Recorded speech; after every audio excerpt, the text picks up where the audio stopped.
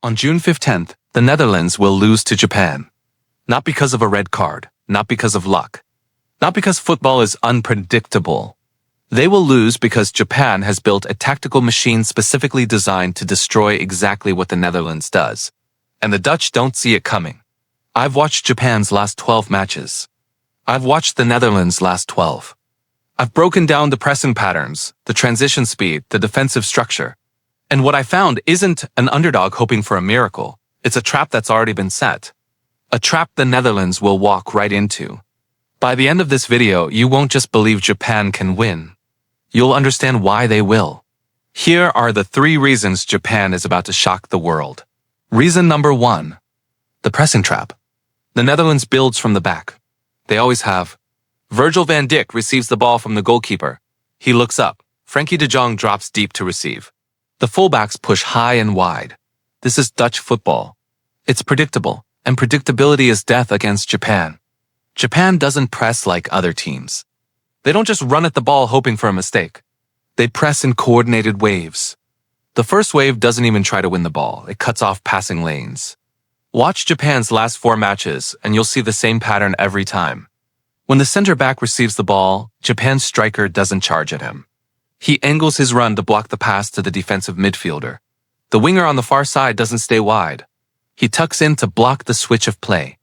By the time the Dutch center back looks up, 2 of his 3 safe options are already gone. He's forced to play to the fullback under pressure. And that's exactly where Japan wants the ball to go. Japan's second pressing wave triggers the moment that fullback receives possession. 2 Japanese players collapse immediately. 1 from the front, 1 from the side. The fullback has maybe 1 second to decide. And Dutch fullbacks are trained to play out. They're trained to find the midfielder between the lines. But Japan has already occupied that space. The passing lane that looked open 3 seconds ago is now closed. The fullback panics. He plays a hurried ball inside. And that hurried ball is what Japan has been waiting for. Against Germany in their last major tournament, Japan forced 14 possession turnovers in the middle third. 14, not by luck. By design, they forced Germany to play faster than Germany wanted to play. They forced Germany into uncomfortable decisions. And every uncomfortable decision created another transition opportunity.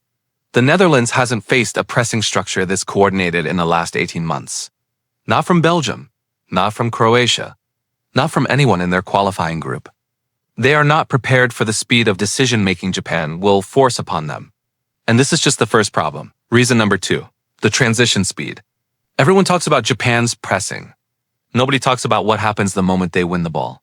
And that's the real weapon. When Japan wins possession in the middle third, they don't look to reset. They don't look to establish control. They look to create a shot within 7 seconds. I tracked every transition from Japan's last 8 matches. The average time from winning the ball to getting a shot off was 6.4 seconds. 6.4 seconds. That's not enough time for a defense to reset. That's not enough time for a midfield to recover. That's barely enough time for a center back to look over his shoulder and realize he's already in trouble. The Netherlands' defensive structure is built for slow attacks. They're used to opponents who win the ball and then take a moment to breathe, a moment to find the right pass. Japan doesn't give that moment. The instant the ball is won, 3 Japanese players are already sprinting forward. Not jogging, not checking their runs, sprinting, full speed. Direct lines, 1 goes central, 1 goes wide. 1 fills the space between the lines. The player with the ball doesn't hesitate. First touch is forward. Second touch is the pass. Third touch might be the shot. It's vertical. It's direct. It's ruthless. And the Netherlands' backline has never dealt with this specific tempo. Virgil van Dijk is one of the best defenders in the world when he's set. When he's facing the play. When he can read the game in front of him. But transition football doesn't let him get set. It forces him to run toward his own goal. It forces him to make decisions while backpedaling. And that's not the Virgil van Dijk everyone fears. That's a defender who's suddenly human. The 3rd goal Japan scored against Spain in the World Cup is the perfect example. Japan wins the ball near midfield. Within 4 seconds, the ball is in the box. Within 6 seconds, it's in the net. Spain's defenders weren't out of position. They just never had time to get into position. The speed of thought was faster than the speed of recovery. That goal wasn't a fluke. It was the system working exactly as designed. And the Netherlands has the same structural vulnerability Spain had. Both teams commit numbers forward. Both teams hold a high line. Both teams rely on midfielders to provide defensive cover. When the turnover happens, those midfielders are often ahead of the ball. They can't recover in 6 seconds. They can't even recover in 8. Japan will have numerical advantages in transition. Not because they're more athletic. Because they've trained for this exact scenario and the Netherlands hasn't. Reason number 3. The mental war. This is the one nobody talks about. And it might be the most decisive factor of all. The Netherlands enters this match carrying a specific burden. They're the favorites. They're supposed to win. They're supposed to control. They're supposed to dominate possession and create chances and eventually break Japan down. Everyone expects it. Their fans expect it. Their media expects it. The entire football world expects it. That expectation is heavy. The moment the match doesn't follow that script, something changes in the Dutch psychology. We've seen it before. Against Argentina in the World Cup. Against the Czech Republic in the Euros. When the Netherlands can't impose their system, frustration creeps in. Passes get sloppy. Challenges get reckless. Communication breaks down. Body language shifts. Shoulders drop. Arms get thrown up. These are signals. And Japan reads signals. Japan enters this match with the opposite mentality. Nobody expects them to win. Nobody expects them to dominate. They're free to take risks, free to make mistakes. Free to play without the weight of expectation crushing every decision. That's a psychological advantage that's hard to measure, but impossible to ignore. Japan has nothing to lose. The Netherlands has everything to lose. And when you have everything to lose, you play tight. You play safe. You play within yourself. When you have nothing to lose, you play with freedom. You play with courage. You play like every tackle matters more to you than it does to them. That's where Japan will win the individual battles. Not because they're technically superior, because they're hungrier. Every 50-50 ball, every second ball, every aerial duel. Japan will arrive with more intensity because intensity is fueled by desperation. And Japan is desperate. Desperate to prove they belong. Desperate to show the world what they've built. The Netherlands isn't desperate. The Netherlands is comfortable. And comfort is the enemy of performance. There's something else most analysts missed. Japan has been building toward this moment for 4 years. This isn't the same team that used to show up at tournaments hoping to compete.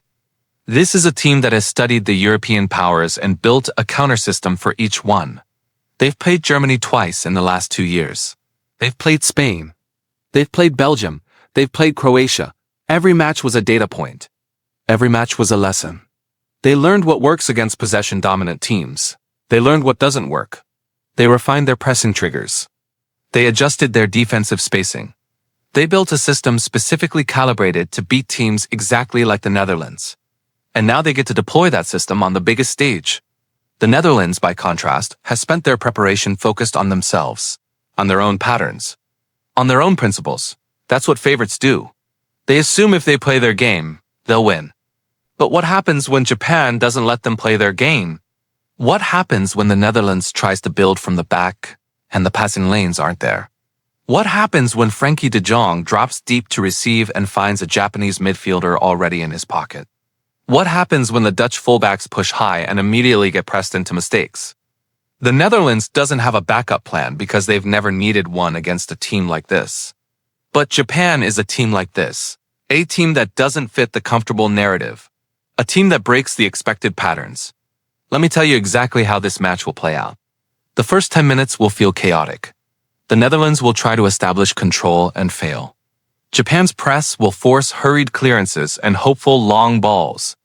The Dutch midfield won't be able to find rhythm. The Dutch defenders will look uncomfortable. The Dutch coaching staff will be shouting instructions that their players can't execute because Japan is moving faster than the instructions can be delivered. By the 20-minute mark, Japan will have created at least 2 dangerous transition moments. Maybe they won't score from them, but they'll serve notice. They'll prove that the Netherlands' defensive structure can be breached. They'll plant the seed of doubt, and doubt grows. By the second half, the match will be exactly where Japan wants it. Tight, competitive, uncomfortable. The Netherlands will start taking risks. They'll push more numbers forward. They'll leave more space behind. Every risk creates a transition opportunity. Every transition opportunity is a chance for Japan to do what they do best. The Netherlands will have spells of pressure. They're too talented not to, they'll create some chances. They'll have moments where their quality shows. But Japan's defensive organization is elite. They don't break under pressure. They absorb. They stay compact. They wait. And every time they win the ball, 3 or 4 players will immediately sprint forward into the space the Netherlands has left behind. Somewhere between the 60th and 80th minute, it will happen. A turnover in midfield. A quick pass forward. A second pass into space, a shot. A goal. Japan takes the lead. And the Netherlands will be stunned. Not just because they're losing. Because they're losing to a team they were supposed to beat. A team they were supposed to control. A team they were supposed to dominate. That psychological shock is real. It's disorienting. And recovery from that shock, against a team as organized as Japan, with only 10 or 15 minutes remaining, is extraordinarily difficult. The Netherlands will push forward desperately. They'll throw crosses into the box. They'll take shots from distance. They'll try everything. But desperation creates chaos, and chaos favors the team that's prepared for it. Japan is prepared. Japan will defend the box with discipline. Their goalkeeper will claim crosses. Their center backs will win headers. Their midfielders will track runners. Every clearance will be followed by a collective breath and a reset. They won't panic because they've been here before. They've defended leads against Germany. They've defended leads against Spain. They know what it takes to see out a result against a superior opponent. And when the final whistle blows, when Japan's players fall to their knees and the Netherlands players stand in disbelief, the football world will finally understand what some of us already knew. Japan didn't win because of a miracle. They won because they prepared better. They won because they had a plan. They won because they understood their opponent's weaknesses and built a system specifically designed to exploit them. They won because they wanted it more. Because they believed more. Because they executed more precisely. The Netherlands has the bigger names. The Netherlands has the richer history. The Netherlands has the Champions League winners and the World Cup finalists.